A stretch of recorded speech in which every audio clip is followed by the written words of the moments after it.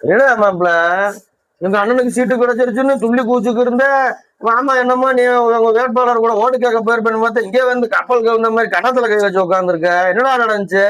அட போமாமா, அதை வேற உன்ட்ட சொன்னா நீ வேற சத்தாய்ப்ப. நான் என்ன சத்தாக்கி போறேன்? உன் கஷ்டத்தை கேட்கதான்றா மாமா இருக்கேன். சொல்லியா? பரவாயில்ல சொல்லு. இல்ல மாமா, நேத்து எங்க அண்ணன் கூட பிரச்சாரத்துக்கு போனேன் பாத்தியா? சரி. அங்க போனமே நம்ம சின்னவரு டோக்கன் 8000 ரூபாய் கொடுத்துருக்காரு. எல்லாரும் போய் ஏசி வாங்கிக்கடான்னு சொல்லிட்டாரு. சரி சரி, நம்மளும் வீராப்பா அதை நம்பி போய் காலங்காத்தால பல் தூங்கி எப்படா எந்திரி போக பல்லு கூட விளக்காம போயிட்டேன் மாமா கடைக்கு. அங்க போனா சேல்ஸ்மேன் இருந்தியான்.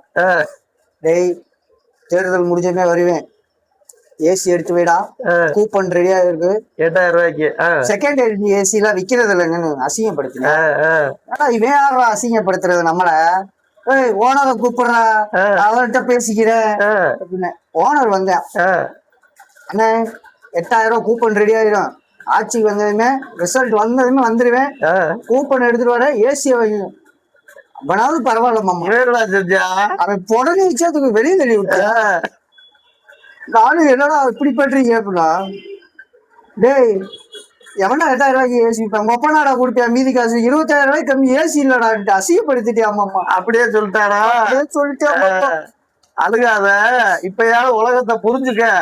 ஏன்னா போன எலெக்ஷன்ல நீட்டு, எய்ம்ஸ், மத்திய அரசுன்னு ஏதோ தெரியாத பத்தி உருட்டுனீங்க, மக்களை ஏமாந்துட்டாங்க. 8000 ரூபாய்க்கு போய் ஏசி வாங்கலான்னு இந்த தேர்தலையும் உருட்டா மக்கள் எப்படா ஏமாறுவாங்க? இந்த கட்சிக்கார நீயே புரிஞ்சுக்கிட்ட, மக்கள் புரியாமையா இருப்பாங்க. தயவு செஞ்சு இந்த மாதிரி ஓப்பனா உருட்டுறது நிப்பாட்டி போலங்க மாப்பிள்ள, அதான் ரொம்ப நல்லது.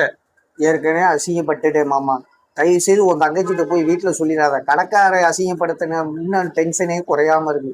அவட்ட போய் சொல்லி விட்டேனா ஒரே அடி அடிச்சு துரத்தி விட்டுருவா மாமா. நீ எப்படியோ சமாளிச்சுக்க, என் மாப்பிள்ள நல்லா இருந்தா எனக்கு போதும்.